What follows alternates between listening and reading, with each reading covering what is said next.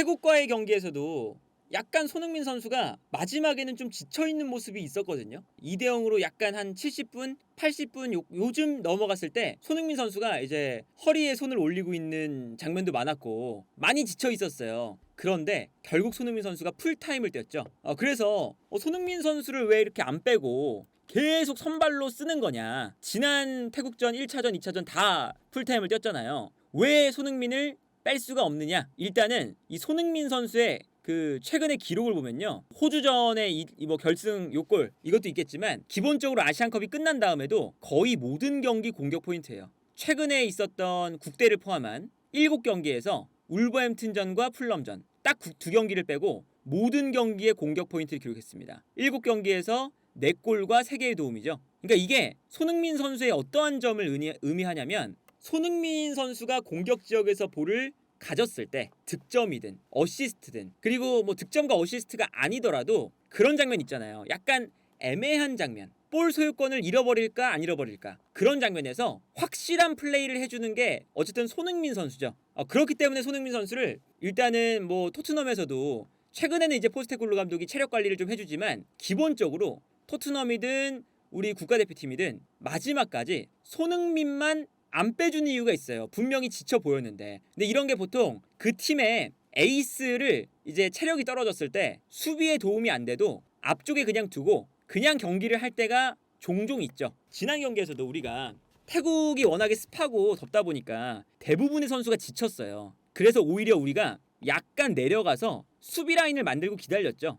기다렸는데 그 미드필더 라인에 뭐 황인범이라던가 이강인, 그리고 오른쪽 풀백 김문환, 최전방의 조규성, 이런 선수들은 지쳐 보이니까 후반전 중간에 다 교체를 했거든요. 아무래도 특히나 이 미드필더 싸움에 지면 안 되니까 풀백이라던가 이쪽 지역들은 만약에 체력이 떨어져서 상대 선수에게 뚫리면 바로 실점 위기라서 당연히 이거는 뭐 체력적인 부분 때문에 빼야 될 수밖에 없는 상황이 오죠. 그런데 일단 손흥민 선수는 공격수라서 그런 포지션에 대한 특수성이 있습니다. 그래서 지난 경기도 손흥민 선수가 약간 그냥 높은 지역에 머무르고 있고 오히려 이재성이 왼쪽을 좀 커버해 준다거나, 그리고 이제 후반전에 들어간 주민규 같은 선수가 내려와서 손흥민보다 주민규가 밑에 있을 때가 많았어요. 근데 이게 태국에게 얼마나 부담이 되는 거냐. 일단 손흥민 선수가 볼을 잡았을 때 우리 대표팀에서 득점, 그리고 어시스트, 플레이메이킹, 볼을 소유하는 능력, 이런 것들이 사실은 가장 잘하는 선수잖아요. 쌩쌩한 선수가 들어오는 게 가져다주는 이점도 있죠.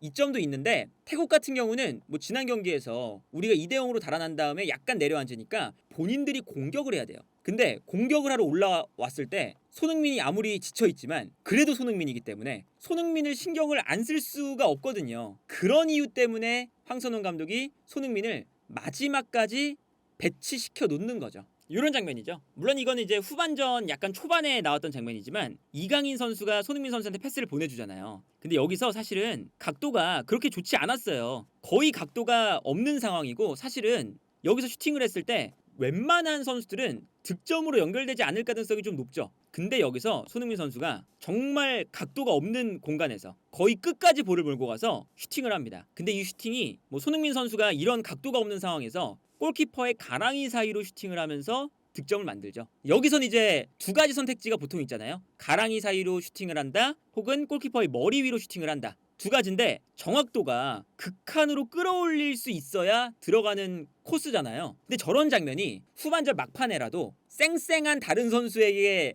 가는 것보다 저 장면에서 득점을 올릴 가능성이 손흥민이 더 높다. 이것 때문에 사실은 우리가 손흥민 선수를 뺄 수가 없는 거죠. 이게 이제 경기 거의 끝날 때쯤 한 80분쯤 됐을 때 장면인데, 여기서 손흥민 선수만 약간 앞에 있어요. 손흥민 선수만. 그리고 여기서 손흥민 선수에게 일단 패스가 갑니다. 그런데 태국이 라인을 좀 올리고 있다 보니까 손흥민 선수가 패스를 받을 때 딱 타이밍 좋게 상대가 압박을 걸어와요. 그러면 여기서 우리가 이제 이렇게 갑자기 압박을 들어오는 과정에서 약간 볼을 받는 순간 압박이 들어왔거든요. 그러면 여기서 볼을 지키거나 돌파하기가 약간 어려울 수 있죠. 근데 손흥민 선수가 달려오는 선수의 가랑이 사이로 볼을 넣고 뛰어가기 시작합니다. 되게 모험적인 플레이인데 이게 또 통했어요. 그러다 보니까 여기서 손흥민의 센스 한 방에 수비가 무너지고 역습을 손흥민 선수가 전개하는 걸 볼 수가 있는 거죠.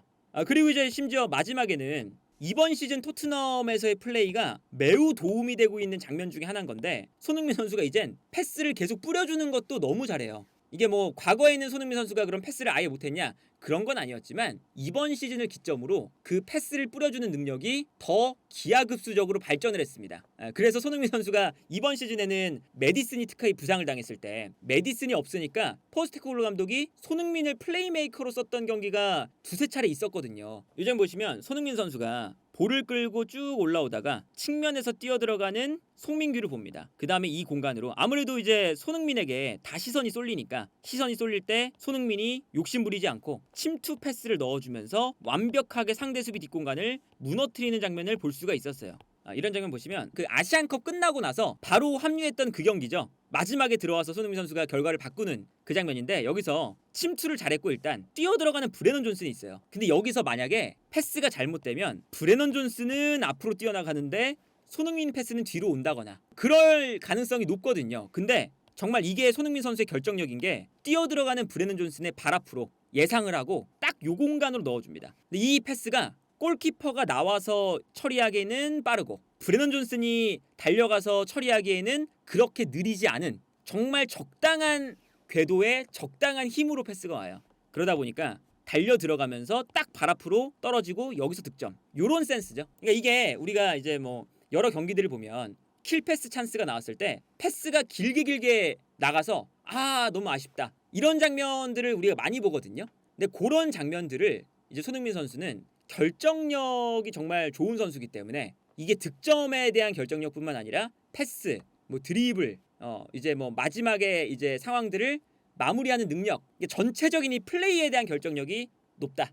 그러다 보니까 이제 뭐 황선홍 감독도 그렇고 뭐 클린스만 감독도 그렇고 이제 우리 국가대표팀 감독들, 토트넘도 사실은 마찬가지죠. 손흥민이 지쳤는데 손흥민을 마지막까지 경기장에 두는 이유는 쌩쌩한 선수가 들어오는 것보다 손흥민이 있는 게 저런 한두 번의 찬스를 득점으로 만드는데 더 팀에게 유익하다. 그리고 상대 팀들도 손흥민이 있기 때문에 부담감을 느낀다. 이런 것 때문에 이제 손흥민 선수를 마지막까지 남겨놓을 수밖에 없는 거다. 그래서 우리가 뭐 예를 들면 그 호주전 같은 경우도 정말 답답한 경기를 했는데 그때 정말 뭐 손흥민의 원맨쇼였죠.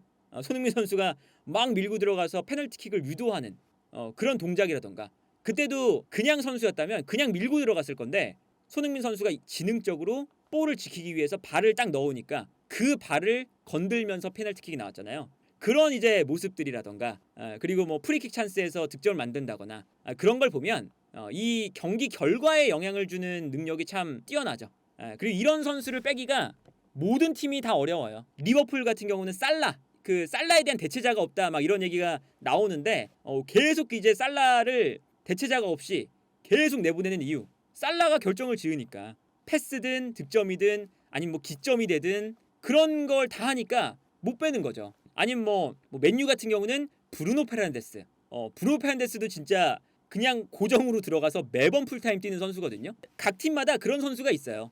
이 선수들은 팀의 에이스고 이 선수들이 경기 결과에 끼치는 영향력이 워낙에 크니까 체력이 떨어져도 그냥 다른 포지션을 교체한 다음에 너는 그냥 남아있고 다른 선수들이 더 뛸게, 이런 전략을 가져가는 거죠. 특히나 월드컵 예선이나 이럴 때 아니 손흥민 왜 안 빼냐, 아니 우리가 분명히 1대0 2대0 이기고 있으면 손흥민 빼면 되는 거 아니냐. 그런데 손흥민을 안 빼는 이유가 다 있고, 그리고 이제 그런 월드컵 예선 같은 경기는 우리가 어떤 일이 발생할지 모르기 때문에 결과를 이제 만들어내야 되는 경기이기 때문에 손흥민을 빼면 안 되기도 하고 뺄 수가 없다. 그리고 그만큼 손흥민 선수가 이제 우리 대표팀에 뭐 은퇴도 고려했고 막 이런 이제 이야기들이 있었지만, 손흥민 선수가 있을 때 우리가 이런 것도 이제 누릴 수가 있는 거잖아요.